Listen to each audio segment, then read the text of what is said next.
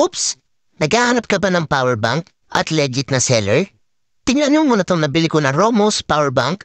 20,000 mAh, so legit talaga na 20,000 mAh yung laman niya sa loob. So 10 mAh kada isang battery niyan, kaya legit talaga na 20,000 mAh po siya. Tapos meron din nga pala itong overheat protection. Ayan yung kulay pulang hibla na may kita sa may pinakagilid niya.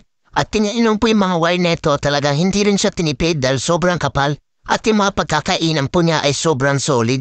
Sobrang ganda ng pagkakainan nito guys. Pag binaliktad naman natin yung power bank natin, kitang-kita nyo guys na meron din siyang IP chip for fast charging yung ating power bank. Tapos meron din itong 2R2 o yung pinaka-overcharging protection po niyan. Pinaka-pindutan niya, solid din talaga. At hindi yan basta-basta masisira po. So, click na natin yellow basket for legit Romos power bank 20,000 mAh. At maraming salamat sa panonood ng ating mga video. Hanggang sa umuli.